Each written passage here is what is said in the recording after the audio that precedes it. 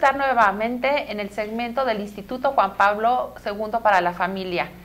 Y hoy tenemos un tema que pues yo creo que debería ser interés para todos nosotros. Todos los días nos despertamos con las noticias, que el atentado terrorista, el secuestro, el crimen, el feminicidio, la impunidad, la corrupción. Y la respuesta de nosotros generalmente es, o la pregunta más bien de nosotros es, ¿qué está pasando en el mundo? Vivimos en un mundo sin valores y hoy precisamente venimos a hablar de valores y de virtudes. Y para ello, qué mejor que a la maestra Gabriela Gutiérrez, licenciada en Derecho, maestra en Ciencias de la Familia, y para mí es un gusto tenerla hoy con nosotros. Hola, Gaby. Hola, Lore, muchas gracias. ¿Cómo estás? Bien, gracias, muy bien. Contenta porque el tema es uno de los temas que más me gustan y bueno, pues espero poder aportar algo. Claro que sí, mi Gaby. ¿Qué pasa? ¿Estamos perdiendo los valores? No, mira, los valores no se pierden. Los valores siempre han existido y si nosotros nos remontamos al, no sé, al Código de Hammurabi, por ejemplo, vemos que es una piedra en donde pues los que interpretaron todas las inscripciones encontraron valores. Son bienes objetivos que la humanidad siempre ha reconocido y siempre se ha reconocido la honradez, sobre por ejemplo, sobre el engaño, claro. Siempre se ha reconocido o se ha preferido la honestidad sobre la mentira, siempre se ha preferido el orden sobre el caos. Entonces, si tú te vas a la historia, vas a encontrar que muchos personajes y muchos estudiosos de lo que es la persona humana han coincidido, y esa es la gran coincidencia de la historia, en que hay ciertos bienes que siempre son preciados, ¿no? Cambian las circunstancias históricas, eso sí, pero esos bienes son objetivos. Es la honestidad, es la verdad, es la justicia. Cristo hablaba de la verdad. Sí. ¿No? La verdad, y hablaba del amor entre todos, la fraternidad, que es conocida hoy en día, la fraternidad. Ese valor del amor lo conocemos socialmente como fraternidad, como amor fraterno. Entonces, siempre han existido y existen hoy día. ¿Y por qué tenemos a veces esa impresión de que con todos los acontecimientos que vemos día con día, creemos que ya no tenemos valores? Porque una cosa es el valor y que tú percibes ese bien como algo que es bueno para ti y es bueno para tu trascendencia, y otra cosa es que sepas cómo aplicar ese valor. Entonces, sí. Aquí es como cuando decimos, vamos a pasar de la teoría a la práctica, sí. ¿No? De hecho, hay un psiquiatra que se llama Aquilino Polaino y que dice, no hay crisis de valores, sino que lo que tenemos actualmente es crisis de virtudes. ¿Y qué es un valor y qué es una virtud? Bueno, el valor dijimos que es un bien sí. Objetivo, que me puede ser atractivo mucho o poco, puede ser leve esa atracción que pueda yo sentir por ese valor. Y ocurre como, por ejemplo, cuando estamos en el desierto, ¿no? Cuando estoy en el desierto tengo mucha sed, el agua es muy preciada, pero cuando ya llegué y tomé agua, me pueden presentar el vaso más grande de agua que ya no quiero. El agua sigue siendo un bien. Así es. ¿No? Aunque yo en ese momento diga, no quiero agua. Entonces, esos son los valores, ¿no? Las virtudes es que yo tome ese valor y lo aplique en mi vida. Y que lo practique a diario. Un hábito. Que lo haga un hábito, exactamente. Cuando yo logro que ese valor se repita en mi vida constantemente, entonces quiere decir que yo ya he formado un hábito, ¿ok? Entonces, ¿qué es lo que pasa ahorita? Que no tenemos una formación que nos permita que bajemos esos valores de su pedestal, de su teoría, y los hagamos práctica. Claro. ¿Por qué? Me vas a decir, ¿por qué dices que no tenemos esa formación? Se ha perdido el valor de la educación de la voluntad. Pero eso lo adquirimos en casa. Por supuesto. En casa es la primera escuela. Así es. La primera escuela de virtudes es en casa. ¿Y cómo transmitimos para las personas que nos están viendo, a los padres que tienen hijos pequeños o ya no tan pequeños? ¿Cuál es la mejor forma de formar en valores y en virtudes? Pues lo primero que se recomienda es formar la voluntad.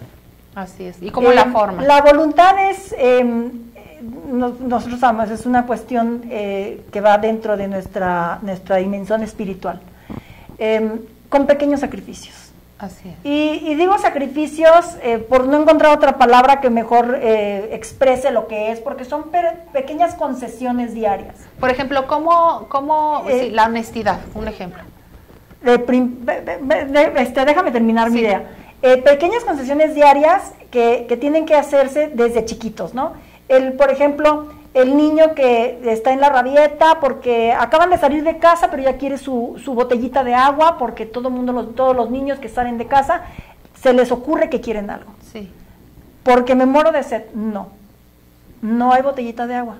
Acabamos de salir de casa. O sea, crearle al niño también como esa idea de que no todo es satisfactor inmediato. La inmediatez de no ahora. Exactamente. Entonces, si tú empiezas por esos pequeños detalles de te levantas y haces tu cama, Sí. aunque tengas servicio, o sea, no pasa nada. El niño no se le van a caer las manos, al contrario, se le va formando también un hábito de orden. Sí. Te levantas y levantas tu ropa. No me dejas nada tirado en tu cuarto. Sales de tu habitación y la habitación tiene que quedar en orden. Porque aparte hay otra cosa, Lore, que vivimos más gente en la familia. Sí. Hay más personas en ese hogar. Así es. Y entonces es por respeto, no nada más a su persona, el mantener su área en orden, sino por respeto a su hermano, o tal vez a su hermana chiquita, a su mamá y a su papá. Así es. Entonces, eso hay que formarlo. Ahora, tú decías de la honestidad. Sí.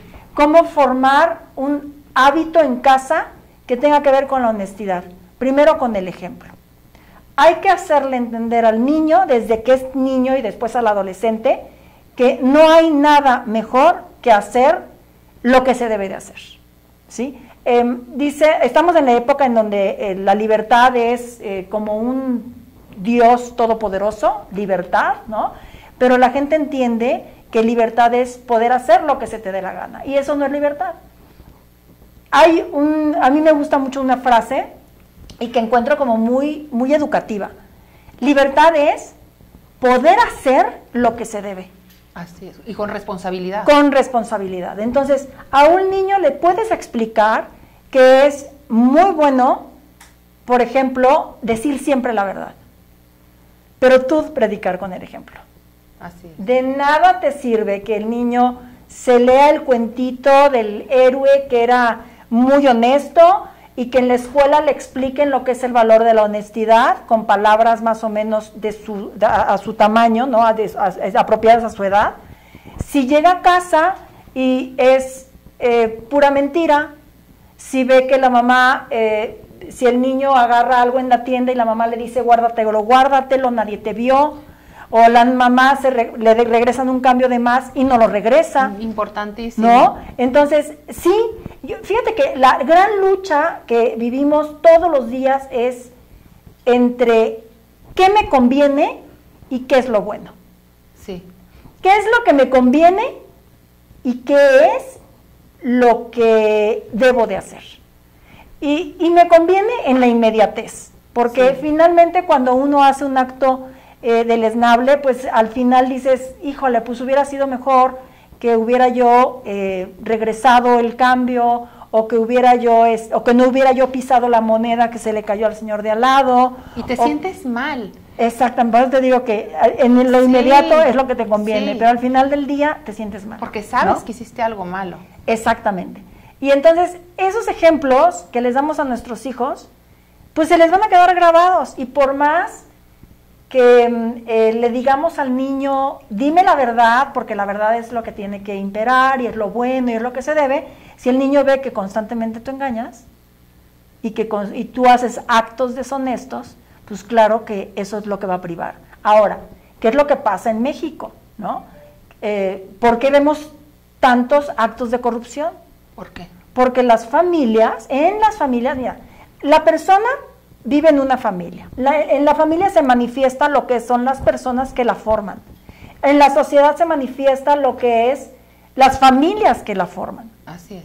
Entonces, ¿cómo es posible que llegue por ejemplo, a un puesto público una persona y que nada más por ostentar ese puesto público ya se convirtió en un corrupto, en un ratero, en un sinvergüenza, no puede ser. Eso lo trae. Y lo trae desde la familia. Así es. Y yo creo que, como tú dices, implica un sacrificio y un esfuerzo. Claro. Pero implica el sacrificio y el esfuerzo tanto de la persona que va a crear el hábito como de la persona que va a inculcar el hábito. Porque exacto. yo, ¿no? Y algo que yo quiero dejar bien claro es que los hijos no se educan solos. No se educan solos. Se crían solos y no adquieren estos valores como por arte de generación magia. espontánea. Exactamente. Requiere un esfuerzo del papá y de la mamá. Sí, el estar ahí, porque a veces como que da flojera, ¿no? Dices, ay, ¿sabes qué? Me hago de la vista gorda. Sí, o ¿sabes qué? El niño no quiere chayote, qué flojera estar haciendo que come chayote, pues mejor si agarro el dulce ya, con tal de que no llore. Yo he escuchado mamás que dicen, ¿no vas a hacer la tarea? Ah, pues no la hagas, total, allá tú. A ver, espérame tantito. Sí. No es allá tú, así te estoy formando. Así es. Te estoy formando. Y implica un esfuerzo de tu parte. Exacto. Porque es agotador. Es muy agotador. Claro que es agotador. Estar ahí todos los días y estar con el dedo en el renglón para generar buenos hábitos en nuestros hijos. El hábito de la puntualidad. Y blindarlos y hacerlos y que sepan nuestros hijos que esto el día de mañana es lo que los va a blindar y lo que les va a dar las bases para saber elegir. Exactamente. Y que sepan elegir lo mejor. Y que usen la libertad con responsabilidad. Pero para eso se necesita formar la voluntad. 100%. Justo, ¿no? 100%. Y justo lo que quiere decir virtud es fuerza. Sí. Es la fuerza de la voluntad, la fuerza del carácter de una persona que, bueno, pues ya sus papás se dedicaron a hacerlo, a hacerle entender ciertas cosas, aunque te voy a decir también una cosa, que familia no es destino. Sí. Hay cuántas personas conoces que han crecido en desarrollo moral y vienen de familias desintegradas o vienen de familias que no se practicaban muchos valores y que tienen sed de orden, tienen sed de una estructura, ¿no? Y esas personas, al final de cuentas, hacen un tipo como de autorregulación para decir, yo puedo ser mejor cada día. O sea, no me conformo con haber estado en una familia a lo mejor desintegrada, pero sí, pero vaya, yo quiero ser mejor cada día y me voy a formar y me voy a preparar para ser cada día mejor. A ver, Gaby, me gustaría hablar sobre el concepto de autorregulación. ¿Qué es la autorregulación y para qué nos sirve? Fíjate que es un concepto que a mí me gusta mucho porque explica algo que tiene que ver con la ley natural. Cuando uno se autorregula, es que obedece a algo que no está impuesto por la ley humana. Porque la ley humana es coercitiva. Si tú no cumples con la ley, hay una sanción, hay una consecuencia. ¿Y qué es lo que pasa cuando tú te autorregulas? Que estás obedeciendo a leyes que con un esfuerzo de tu razón estás descubriendo dentro de tu propia naturaleza. Y sabes que estás orientado a obedecer esas leyes para poder ser feliz. Entonces, aunque suene un poco aristotélico, en la vida diaria y en la práctica diaria uno se da cuenta de que cuando uno hace bien las cosas, cuando uno cumple con su deber, se siente feliz, te sientes tranquilo. Y entonces, bueno, pues eso es así como que a grandes rasgos este concepto de autorregulación. ¿Y qué tiene que ver aquí, por ejemplo, la conciencia? Por ejemplo, la autorregulación es esto, por ejemplo, el ejemplo que pusiste anteriormente, ¿no? De que vas, a lo mejor en el banco te están dando un dinero de más, y la autorregulación es que a lo mejor te vas con el dinero y dices, no, la verdad, esto no debe ser, o sea, y voy y lo regreso. Eso es la autorregulación, que mi conciencia y mi ley natural me está diciendo, eso no es lo correcto, eso no está bien. Exactamente. Tiene mucho que ver la autorregulación con un concepto que manejan mucho en psicología, que es la empatía. Exacto. O sea, ¿qué capacidad tienes tú o qué sensibilidad tiene uno para poder ponerse en los zapatos de los demás? Y esto no es nuevo. Antes había un dicho, una máxima que decía, haz a los demás, no hagas a los demás lo que no quieras que te hagan a ti. Y entonces dices, bueno, ¿qué pasaría si yo soy la cajera del banco y yo soy la que está dando el dinero de más? Sí. ¿Qué me gustaría? Pues que me lo regresaran. Así es, así de Entonces, simple. Ponerme en el lugar de la cajera, ponerme en el lugar de quien perdió su cartera, ponerme en el lugar de quien dejó su coche en la calle. Porque hay mucha gente que piensa que porque algo está en la calle es bien público. Sí. Y se recargan. Una lección que nosotros recibimos hace algunos años, cuando estábamos muy jóvenes, hicimos un viaje y estábamos revisando un plano y entonces se nos hizo fácil tomar nuestro plano, ubicarnos en el cofre de un coche. ¡Ay, estamos aquí! Salió el dueño del coche furioso. Sí. Claro, nosotros en ese momento no estábamos tan formados y dijimos, ¡ay, qué exagerado! Furioso dijo, ¿por qué se regalan en mi coche? Sí. Es mi coche, no tienen por qué recargarse en él. Lo van a rayar. Lo van a rayar, es mi coche. Sí. Y tenía toda la razón, es respeto al otro. Respeto. Respeto. Y entonces dices, bueno, ¿cómo puedo yo autorregularme poniéndome en el zapato del otro? Sí. Y estar conscientes de que vivimos rodeados de otros. Y la empatía es un valor, una virtud. Por supuesto. Hay que diario concientizarte, sensibilizarte de que el otro tiene necesidades igual que tú. Y fíjate, hay un dato muy curioso. Si tú le preguntas a un grupo de personas, si ahorita saliéramos a la calle tú y yo con nuestros cuadernos a preguntar a la gente, dime un valor que se practique en tu familia. Sí. El respeto. Y nadie sabe qué es. Exacto. Vivimos en una constante falta de respeto. Sí. Y el respeto es solamente considerar al otro en todos sus derechos. Nada más. Y entonces, bueno, la señora que saca al perrito, que deja sus heces, el que pinta las bardas o tu puerta, o sea, está yendo en contra de tu derecho. El que destruye la vía pública está yendo en contra de tu derecho a ver un panorama bello.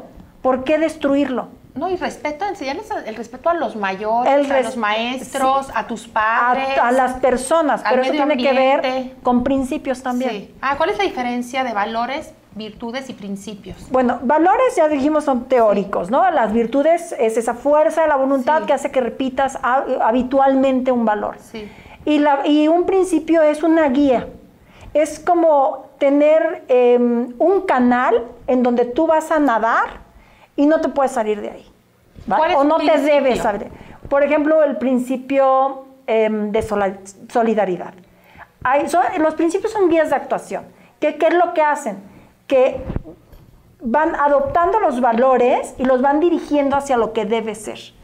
Porque yo puedo ser, por ejemplo, muy generosa. Sí. Y quiero ser solidaria contigo. Y entiendo la solidaridad como esa ayuda al prójimo, a tu par, cuando él por sí mismo no puede allegarse, por ejemplo, no sé, bienes de primera necesidad. Sí. Y entonces nosotros somos solidarios con los que perdieron su casa en el temblor, con los que pierden su casa en los huracanes y todas estas personas que quedan sin posibilidad de trabajar, sin posibilidad de llegarse lo más necesario, lo más indispensable. Entonces somos solidarios. Sí. Solidaridad y subsidiariedad son principios que son temporales. No puedes ser solidario con una misma persona toda la vida. Okay. Porque va a llegar un momento en que esa persona pueda allegarse sus bienes por sí mismo. ¡Ay, qué interesante! ¿Sí? Entonces, si yo entiendo mal el principio sí, de solidaridad, entonces puedo, de hacer un bien, llegar a hacer un mal. Sí. Y entonces ser cómplice de perezas, sí, de negligencias, sí, de ganas de echar a perder a la persona. Y así echamos a perder luego a nuestros hijos. Es que, exactamente. Sí. Ahí voy a ser solidaria con Paquita, sí, porque pobrecita estudia, sí, ¿no? Y se cansa. Y entonces resulta que le hago todo. Sí. Y el que dejas de hacer es la mala del cuento. No, deja tú eso. No formas a la persona. Así es. Y entonces, en un mal sentido, por eso hay que entender bien lo que es la solidaridad, porque mucha gente no lo entiende. O subsidiariedad, también una ayuda temporal, sí, de un organismo superior a un organismo inferior que por sí mismo no puede salir adelante, ¿no? Por ejemplo, muchos años se subsidió, por ejemplo, el precio de la tortilla. Sí. ¿Por qué? Porque se entendía que el pueblo, la gente humilde no tenía con qué comprarlo, no le alcanzaba. Así es. Se quita el subsidio cuando se siente que ya tienen ese poder adquisitivo suficiente, que también es muy mermado, ¿no? Pero se puede comprar 1 kilo de tortillas, se quita el subsidio. Entonces, ¿podemos dar ayuda subsidiaria? Sí, yo, por ejemplo, a mis alumnos les digo que tienen que ser subsidiarios en el trabajo con las gentes que entran nuevas. Sí. Subsídialo, o sea, enséñale, pero ya va a llegar un momento en que él va a saber solito cuál es el camino. Sí. Entonces, en ese momento uno se retira y lo deja crecer. Hay una figura que a mí me gusta mucho y la he leído en muchos sitios, que no es nueva y ni la inventé yo, la he leído, que dice que una niña llega y empieza a abrir el capullo de la mariposa porque le quiere ayudar. Esa historia es bella. Es bellísima. Entonces tú le empiezas a quitar el capullito a la mariposa porque le ayudas a la mariposa, pobrecita. Es lo mismo que hacemos con los hijos. Y ya la mariposa no puede volar. La mariposa no puede extender sus alas porque necesita el esfuerzo para salir del capullo, necesita de ese esfuerzo para que líquidos corporales llenen sus alas y las pueda extender y pueda volar. Entonces lo que hacemos con nuestros hijos muchas veces es pues quitarles esa posibilidad de extender sus alas y que puedan volar por sí mismos. 100%. Siempre los hacemos dependientes. Y eso es, es tratable, ¿eh? Hay familias, hay madres que quieren que sus hijos siempre sean dependientes de ellas. Pero bueno, eso es otro tema, ¿no? Pero hablando ahorita de los hijos, creo que también un error que cometemos, no sé si es un error, como tú bien lo dijiste al inicio, los valores no se han perdido. No. Pero más bien lo que está pasando es que estamos invirtiendo la escala de valores. Y a mí me gustaría hablar de esa escala de valores, porque, y no es que el dinero sea malo o no, o que uno cuide su presencia física sea malo, pero hoy en día se le está dando más valor a ciertas cuestiones que a otras. Sí, estamos educando muchas veces en que es muy importante tener el mejor celular porque no vaya a ser que mi hijo no tenga el mismo celular que sus compañeros, y que la ropa y que el zapato y que la bolsa, y eso lo vemos tanto en niños como en adultos y en señoras, y creo que esa escala de valores se está invirtiendo, ¿sí? Donde a lo mejor el valor material lo estamos poniendo en primer lugar y el valor espiritual lo dejamos hasta el final, ¿o cómo está esto?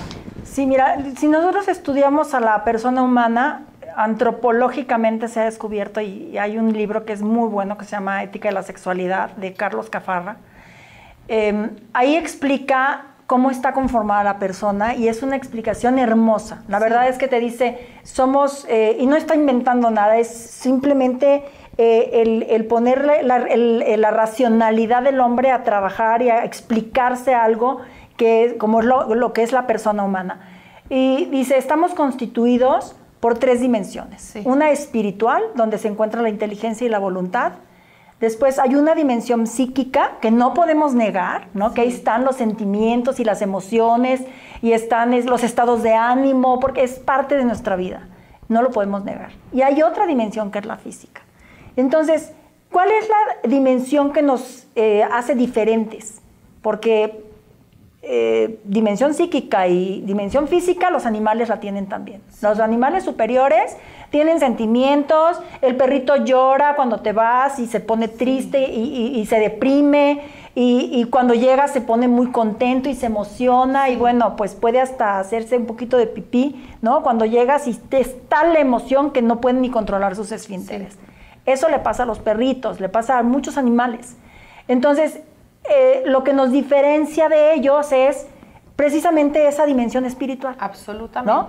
Entonces, esta dimensión espiritual, si tú quieres ser libre, ¿no? Porque libre en el sentido como le decía yo antes, que puedas hacer lo que debes hacer, en una inteligencia de que tú tienes que ordenarte, hacer eso y buscar el bien con tu voluntad. Entonces, esa dimensión espiritual tiene que gobernar a las demás dimensiones. Y lo que hemos recibido en las últimas fechas, en los últimos años, es un bombardeo de siente, sé libre de sentir. Y bueno, sí, claro, podemos sentir. Claro. Es más, el sentimiento ni siquiera podemos decir surge sentimiento, porque es espontáneo, ¿no? Sí. Los sentimientos surgen y los estados de ánimo igual. Pero entonces, ¿qué es lo que podemos hacer? ¿Dejarlos? ¿Alimentarlos? ¿Exacerbarlos? O, si es conveniente, a lo mejor controlarlos. Entonces, aquí, desde las canciones, ¿no? Sí. todo es sin control, es como si regresáramos a la época victoriana, si le dijeras tú a un hijo, controla tus emociones, sí. Contrólate, hijo. Es como hasta mal visto, vaya. Sí. Y no debe de ser mal visto, es nuestra inteligencia, lo que nos hace hombres, lo que nos hace personas, es nuestra inteligencia. ¿Ok? Sí. En el sentido de que va, no porque hagamos menos a las demás dimensiones, somos un conjunto de, sí. O sea, no podemos ser solamente espiritualidad, ni solamente psiquismo, ni solamente materialidad, sino todo junto, pero sí con un eje gobernante, que es la dimensión espiritual. Y entonces, lo que ocurre es que hay valores que se encuentran en la base, en lo que es material y en lo que es psíquico, ¿no? Sí. Y si los juntamos, pues vamos a ver que es un mundo de valores. Pero también hay un mundo de valores espirituales. Pero entonces, como ahorita lo que gobierna es la dimensión psíquica, los sentimientos y lo físico, los placeres, el cuerpo, la fuerza física, el gimnasio 48 horas al día, perdón, o sea, sí, de veras es increíble. Entonces, están volteados. Y hay que aprender. Entonces, somos una sociedad que sí va por todo lo que ofrece placer inmediato. El consumo es uno de esos placeres inmediatos. Sales de la tienda con tu celular y ya es tuyo, ya no te provoca tanto placer. Es cierto. O sea, y quieres... y lo que sigue. Esperando con ansia a ver cuándo sale el celular nuevo. No tiene llenadera esto. No tenemos llenadera. Así es. Entonces sí tenemos que autorregularnos. Sí. Definitivamente. Y eso transmitírselo a nuestros hijos. Mira, ya estamos llegando al final del programa, Gaby. Y a mí sí me gustaría, sobre todo a la gente ahorita que nos está viendo, recalcar esos valores esenciales que debemos inculcarle a nuestros hijos para hacerlos personas de bien, para blindarlos, para que se puedan enfrentar al mundo de hoy con tantas dificultades y con tantos retos. Que estos valores y estas virtudes los tengan tatuados en su alma. Claro. ¿Sí? Que se puedan enfrentar a su libertad con responsabilidad. Claro. Y con todos estos criterios que hemos tocado ahorita. Sí, sobre todo yo creo que establecer principios. La verdad es un principio. Sí. La libertad es un principio. Sí. La vida es un principio. Todo aquello que vaya en contra de la libertad, en contra de la verdad, en contra del amor, no puede ser ni tolerado, y es una de las cosas que creo que es importante mencionar. Cuando nuestros hijos hacen algo que es incorrecto, como Giuliani en Nueva York, cero tolerancia. Cero tolerancia. Y con mucho amor, ¿eh? Sí. No necesitas ser un hitleriano, sí. No. Con mucho amor explicarles, una comunicación clara, constante con los hijos, explicarles por qué no está bien lo que hicieron. Eso, obviamente, tener la conciencia de que es un esfuerzo continuo, ¿sí? Nosotros Así como padres es un esfuerzo continuo que implica un poquito de sacrificio. O sea, deja tu novela, deja tu libro que estás leyendo y ve a educar a tu hijo. 100%. Deja tu gimnasio y ve a educar a tu hijo. ¿Sí? Entonces, yo creo que sí es algo muy importante y realmente vale la pena. Vale la pena porque la pena.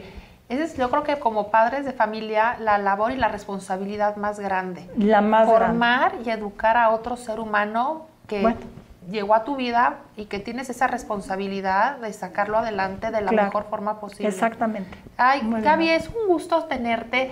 Para la gente que quiera contactar a Gaby, ella es licenciada en Derecho, también da consultorías familiares. ¿Dónde te podrían localizar, Gaby? Bueno, mi teléfono celular, para que lo pongan aquí en la pantalla, 55 27 02 47 38. Sí. Y bueno, pues ahí estoy en Facebook como Gaby Gutiérrez. Tengo un despacho de asesoría integral. No me sé No te preocupes, ahorita lo ponemos ahorita aquí. te los paso porque no me sé el www no sé qué, despacho de asesoría integral o algo así. Pero no sé si es .com o .mx, no, tendría yo que revisarlo. Oye, Gaby, este tema de valores tiene mucha tela Muchísimo. donde cortar y luego Muchísimo. me gustaría volverte a invitar para seguir hablando de este tema tan interesante Claro y que tan necesario en la actualidad. Sí, podríamos hablar de la escala de valores. De la escala de valores, me encantaría, Ok, Gaby. muy bien. Y bueno, a todos ustedes les mando un abrazo, que tengan una feliz semana y hasta la próxima. Ya me estoy trabando aquí. Gracias, Gracias, Gaby, Lore. gracias.